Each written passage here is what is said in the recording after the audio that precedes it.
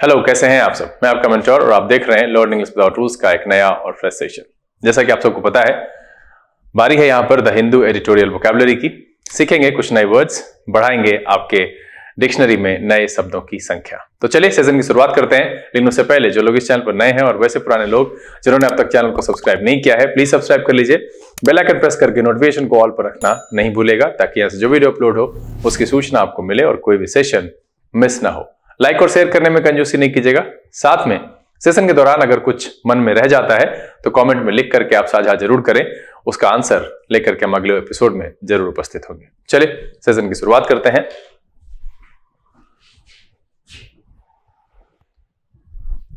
Learn English without rules के session में एक बार फिर से आप सबका तहे दिल से स्वागत है। उम्मीद है आप सब तैयार हैं। तो चलिए फटाफट सेशन की शुरुआत करते हैं और शुरू करेंगे वहीं से वर्ड ऑफ द डे से। आज का जो वर्ड ऑफ द डे है वो है बिलेबर। बिलेबर वर्ब की तरह इस्तेमाल होता है और इसका मतलब होता है अटैक फिजिकली और वर्बली। क्या है?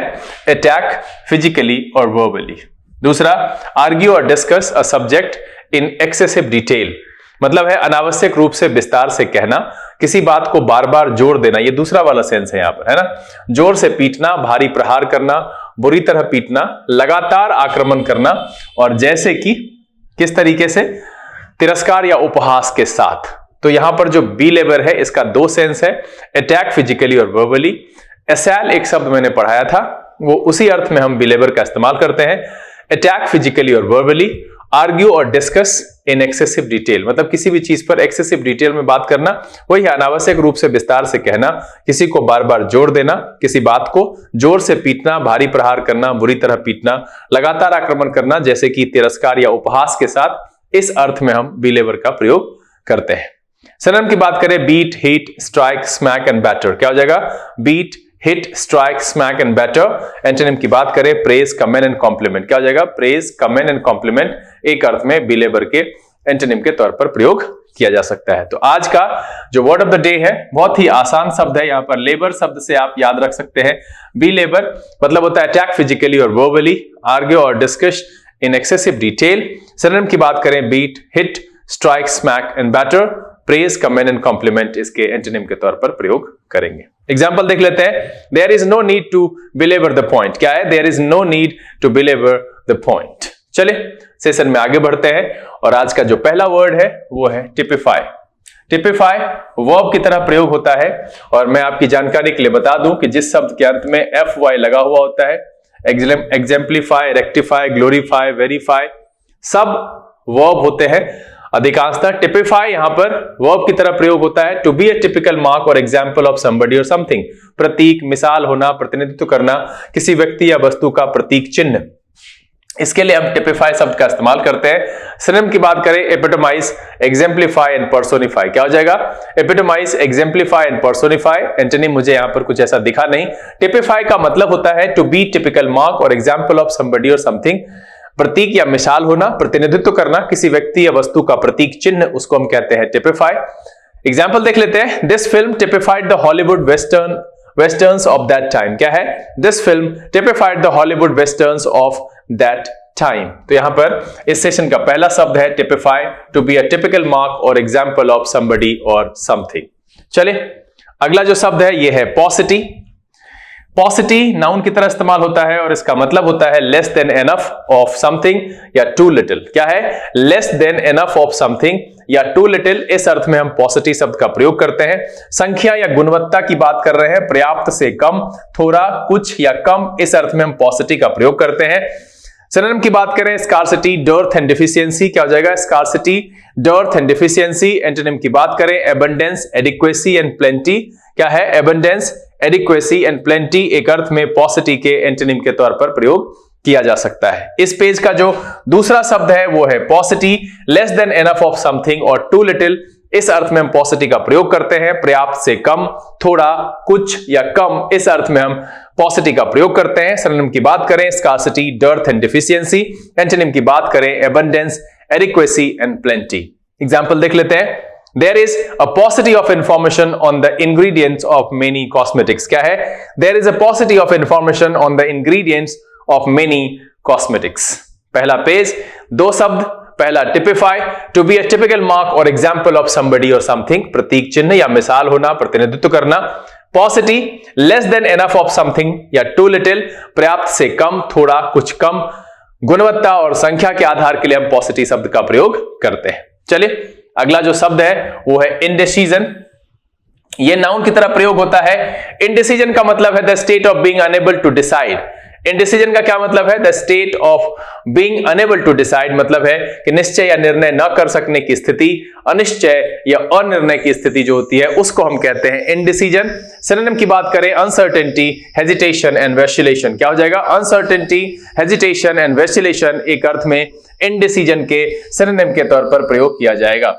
इस पेज पर जो पहला शब्द आया है वो है indecision, the state of being unable to decide. क्या है? The state of being unable to decide मतलब है अनसर्टेनिटी, हेजिटेशन और वैसिलेशन इनडिसीजन के सिनोनिम के तौर पर प्रयोग किया जाएगा। एंटोनिम की बात करें, डिसाइसिवनेस, रिजोल्यूशन एंड श्योरिटी। क्या होगा? डिसाइसिवनेस, रिजोल्यूशन एंड श्योरिटी एक अर्थ में इनडिसीजन के एंटोनिम के तौर पर प्रयोग किया जा सकता है। यहां पर जो पहला शब्द है वो है indecision, the state of being unable to decide, निश्चय या निर्णय न कर सकने की स्थिति। इसके लिए हम इनडिसीजन शब्द का प्रयोग करते हैं। एग्जाम्पल देख लेते हैं। His indecision about the future is really worrying me. क्या है? His indecision about the future is really worrying me. तो यहां पर जो पहला शब्द है वो है इनडिसीजन। चलिए अगला जो शब्द है वो है पंक्चुएट। पंक्चुएट वर्ब की तरह प्रयोग होता है और मैं आप सबसे जानना चाहता हूं कि क्या इस शब्द की चर्चा या इसको कभी आपने सुना है? पंक्चुएट से रिलेटेड कुछ ऐसा आपने पढ़ने के दौरान? मुझे लगता है कि मेरे क्लास में जो बच्चे थे, मैंने रिसेंटली ही उनको कुछ ऐसा बताया है। अगर आपको याद आ रहा है कि ये पंक्चुएट आपने कहां सुना है तो कमेंट में लिख करके मुझे बताइएगा जरूर। और अपनी पुरानी जानकारी, बचपन में भी शायद आपको पढ़ाया गया होगा इससे रिलेटेड कुछ ऐसा, इसका नाउन वाला फॉर्म हो सकता है। ये यहां पर जो है वर्ब की तरह लिखा गया है, तो इसका मतलब होता है to interrupt something fairly, often and regularly. क्या है? To interrupt something fairly, often and regularly, बीच में रोकना, प्रतिबाधित करना। इस अर्थ में हम पंक्चुएट शब्द का प्रयोग करते हैं। सिनोनिम की बात करें, इंटरप्ट, ब्रेक एंड डिसरप्ट। क्या हो जाएगा? इंटरप्ट, ब्रेक एंड डिसरप्ट एक अर्थ में पंक्चुएट के सिनोनिम के तौर पर प्रयोग किया जाएगा। एंटोनिम की बात करें, कंटिन्यू, प्रोसीड एंड सस्टेन। क्या हो जाएगा? कंटिन्यू, प्रोसीड एंड सस्टेन एक अर्थ में पंक्चुएट के एंटोनिम के तौर पर प्रयोग किया जा सकता है। तो इस पेज का जो दूसरा शब्द है वो है punctuate, to interrupt something fairly, often and regularly मतलब है बीच में रोकना, प्रतिबाधित करना या प्रतिबंधित भी कह सकते हैं उस सेंस में भी। सिनोनिम मतलब है interrupt, break and disrupt. Antonym है continue, proceed and sustain. Example देख लेते हैं। Her speech was punctuated by burst of applause. क्या है? Her speech was punctuated by burst of applause. इस पेज पर भी दो शब्द है। पहला है indecision, the state of being unable to decide. क्या है? The state of being unable to decide. दूसरा है punctuate, to interrupt something fairly, often and regularly. क्या है? To interrupt something fairly, often and regularly. इस अर्थ में हम पंक्चुएट शब्द का प्रयोग करते हैं। इंडिसीजन का मतलब है निश्चय या निर्णय न कर पाने की जो स्थिति होती है उसको हम इनडिसीजन कहते हैं। डिसीजन कहने का मतलब है निर्णय लेना, इनडिसीजन का मतलब है कि जहां पर हम निर्णय न ले पाने की स्थिति में हो, अनिश्चय की स्थिति में हो, उसको हम कहेंगे इनडिसीजन। चलिए अगला जो शब्द है वो है बनाल। बनाल एडजेक्टिव की तरह प्रयोग होता है और इसका मतलब होता है नॉट ओरिजिनल और interesting, boring, ordinary, not original और very ordinary and containing nothing that is interesting और इंपॉर्टेंट। मतलब है मिला जुला करके मौलिक या दिलचस्प नहीं है, जो अत्यंत साधारण हो, तुच्छ हो, उस अर्थ में हम बनाल शब्द का प्रयोग करते हैं। सिनोनिम की बात करें, boring, bland, insipid and dull. क्या हो जाएगा? Boring, bland, insipid and dull एक अर्थ में बनाल के सिनोनिम के तौर पर प्रयोग करेंगे। एंटोनिम की बात करें, पोइनिएंट, पिक्वेंट एंड पंजेंट। क्या हो जाएगा? पोइनिएंट, पिक्वेंट एंड पंजेंट एक अर्थ में बनाल के एंटोनिम के तौर पर प्रयोग किया जा सकता है। तो इस पेज पर जो पहला शब्द है वो है बनाल, नॉट ओरिजिनल और इंटरेस्टिंग, बोरिंग, ऑर्डिनरी या नॉट ओरिजिनल, दोबारा लिखा गया है, इसको यहां से हटा दीजिएगा। Very ordinary and containing nothing that is interesting और इंपॉर्टेंट इस अर्थ में यूज करते हैं बनाल का। मौलिक या दिलचस्प नहीं, अत्यंत साधारण या तुच्छ, इस अर्थ में यूज किया जाता है बनाल का। एग्जाम्पल देख लेते हैं। He just sat there making banal remarks all evening. क्या है? He just sat there making banal remarks all evening. चलिए अगला जो शब्द है वो है dither. Dither verb की तरह प्रयोग होता है और इसका मतलब होता है to be unable to decide something, to hesitate or to be anxious about something and not be able to decide what to do about it. निश्चय करने में असमर्थ होना या निश्चय न कर सकना, हिचकना, इसके लिए हम डिदर शब्द का प्रयोग करते हैं। सिनोनिम की बात करें, hesitate, falter, waver and vacillate, क्या हो जाएगा? Hesitate, falter, waver and vacillate. Antonym की बात करेंगे, decide, determine, conclude and settle, क्या हो जाएगा? Decide, determine, conclude and settle एक अर्थ में डिदर के एंटोनिम के तौर पर प्रयोग कर सकते हैं। तो यहां पर इस पेज का जो दूसरा शब्द है वो है dither, to be unable to decide something, to hesitate और to be anxious about something and not be able to decide what to do about it. मतलब है निश्चय करने में असमर्थ होना या निश्चय न कर सकना, हिचकिचाना, इस अर्थ में हम डिदर शब्द का प्रयोग करते हैं। एग्जाम्पल देख लेते हैं, stop dithering and choose which one you want. क्या है? Stop dithering and choose which one you want. इस पेज पर भी दो शब्द, पहला है बनाल, मतलब है नॉट ओरिजिनल और इंटरेस्टिंग, बोरिंग और ऑर्डिनरी, या very ordinary and containing nothing that is interesting और इंपॉर्टेंट, इस अर्थ में प्रयोग करते हैं बनाल का। डिदर शब्द है दूसरा, to be unable to decide something और to hesitate, to be anxious about something and not be able to decide what to do about it, इस अर्थ में हम डिदर शब्द का प्रयोग करते हैं। यानी निश्चय न कर सकने की स्थिति, हिचकिचाहट या निश्चय न कर पाना, इस अर्थ में हम डिदर शब्द का प्रयोग करेंगे। चलिए अगला जो शब्द है वो है स्पूक। स्पूक वर्ब और नाउन दोनों तरीके से प्रयोग होता है। इसका मतलब होता है टू फ्राइटन अ पर्सन और एनिमल, स्पाई और घोस्ट। तीन सेंस है, पहला है टू फ्राइटन अ पर्सन और एनिमल, दूसरा है स्पाई, तीसरा है घोस्ट। एक चौथा भी मीनिंग है अजीब आदमी के अर्थ में, डर जाना, डराना, जासूस, भूत या अजीब आदमी, इस अर्थ में हम स्पूक शब्द का प्रयोग करते हैं। डर जाना या डराना ये वर्ब की तरह प्रयोग होगा, जासूस, भूत और अजीब आदमी ये नाउन की तरह प्रयोग होगा। ठीक है, इस अर्थ में हम स्पूक शब्द का प्रयोग करते हैं। सिनोनिम की बात करें, टेरिफाई, अनर्व, हॉरिफाई एंड पैनिक, क्या हो जाएगा? टेरिफाई, अनर्व, हॉरिफाई एंड पैनिक एक अर्थ में स्पूक के सिनोनिम के तौर पर इस्तेमाल करेंगे। एंटोनिम की बात करें, काम, कंफर्ट, डिलाइट एंड सूद, क्या हो जाएगा? काम, कंफर्ट, डिलाइट एंड सूद एक अर्थ में स्पूक के एंटोनिम के तौर पर प्रयोग किया जा सकता है। यहां इस पेज का जो पहला शब्द है यह है spook, to frighten a person और एनिमल और स्पाई और घोस्ट। ठीक है, इस अर्थ में हम प्रयोग करते हैं डर जाना, डराना, जासूस, भूत या अजीब आदमी। सिनोनिम की बात करें, टेरिफाई, अनर्व, हॉरिफाई, पैनिक। एंटोनिम की बात करें, काम, comfort, delight and Sood. Example देख लेते हैं, seeing the police car outside the house really spook them. क्या है? Seeing the police car outside the house really spook them. चलिए अगला जो शब्द है वो है बॉटलनेक। और बॉटलनेक नाउन की तरह इस्तेमाल होता है। बॉटलनेक का मतलब है एनीथिंग दैट डिलेज डेवलपमेंट और प्रोग्रेस, पर्टिकुलरली इन बिजनेस और इंडस्ट्री, या अ नैरो और busy section of the road where the traffic often gets slower. अब देखिए बॉटलनेक का सेंस क्या है ना, कि बॉटल कैसा होता है? ऐसा चौड़ा होता है, यहां जाके पतला हो जाता है, ऐसे करके चौड़ा है और ऐसे जाके पतला हो जाता है। तो इस तरह का जो ट्रैफिक होता है जहां पर कि ट्रैफिक स्लो हो जाता है जाकर के, ठीक है, तो बॉटल की स्ट्रक्चर ऐसे ही होती है ना, लगभग इस तरीके की, है ना, इसके ऊपर ढक्कन होता है। तो बॉटल नेक कहने का मतलब क्या है? एनीथिंग दैट डिलेज डेवलपमेंट और progress, particularly in business and industry. Business और इंडस्ट्री में अगर कुछ जो है बाधा उत्पन्न हो जाए, अवरोध हो जाए, जिसकी वजह से वो डिले हो, प्रोग्रेस डिले हो जाए, तो उसके लिए हम बॉटल नेक शब्द का प्रयोग करते हैं। या फिर ट्रैफिक की बात करें तो है ना, क्या कह रहा है कि नैरो बिजी सेक्शन, यहां पर जो है नैरो सेक्शन आ जाए जहां पर कि traffic often get slower and stops, तो उस सेंस में हम बॉटल नेक शब्द का प्रयोग करते हैं। रास्ते का संकीर्ण भाग या अवरोध, इस अर्थ में बॉटल नेक शब्द का प्रयोग किया जाता है। सिनोनिम की बात करें, हिंडर, ब्लॉक, इंपीड एंड क्लॉग, क्या हो जाएगा? हिंडर, ब्लॉक, इंपीड एंड क्लॉग एक अर्थ में बॉटलनेक के सिनोनिम के तौर पर प्रयोग करेंगे।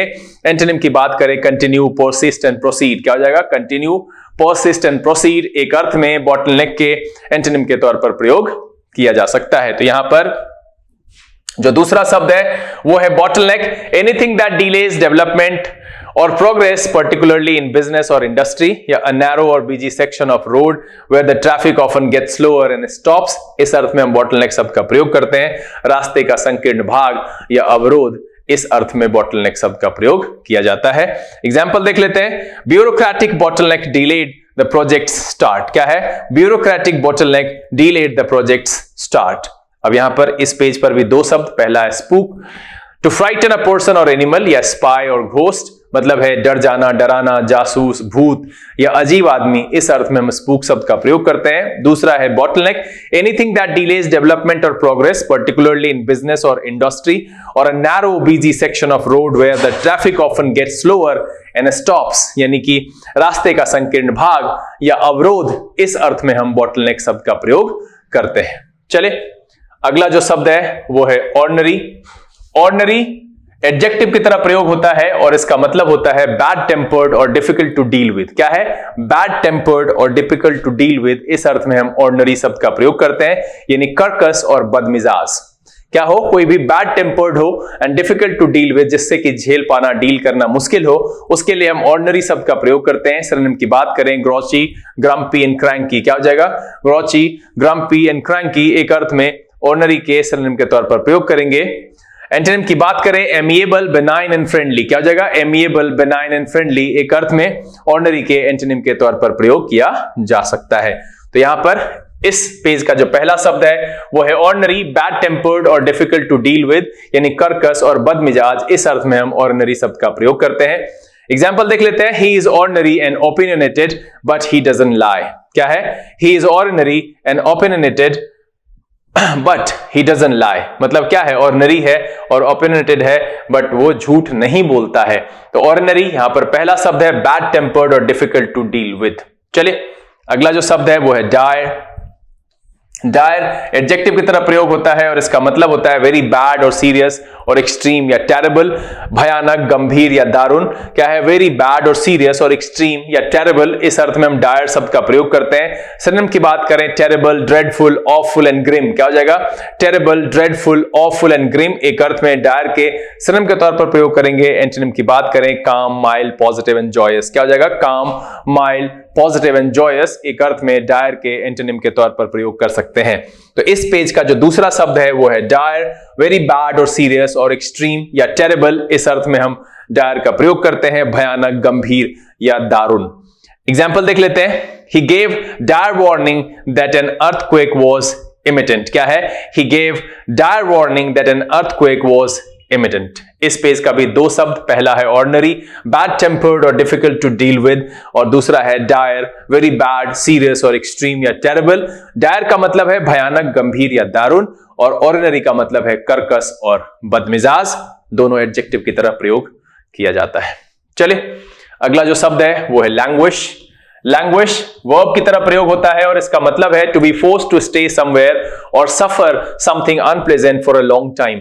मतलब किसी जगह पर फोर्स हो जाना, मतलब आपको फोर्स किया जाए किसी जगह रहो और आप झेलो क्या? कुछ unpleasant for a long time, लंबे समय तक। या टू बिकम वीकर और फेल टू मेक प्रोग्रेस, मतलब है कमजोर हो जाना और प्रोग्रेस कर पाने में फेल हो जाना, इस अर्थ में हम लैंग्वेज शब्द का प्रयोग करते हैं।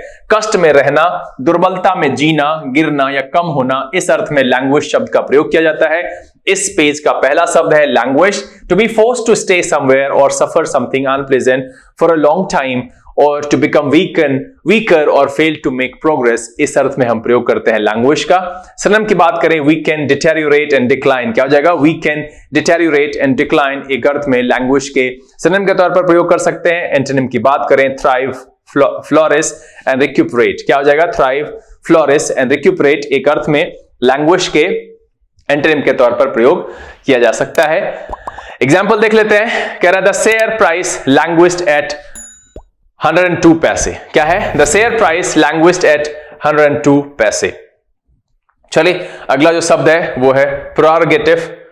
प्रेरोगेटिव नाउन की तरह प्रयोग होता है और इसका मतलब होता है स्पेशल राइट दैट समवन और समथिंग हैज, और a right or advantage belonging to a particular person or group because of their importance or social position।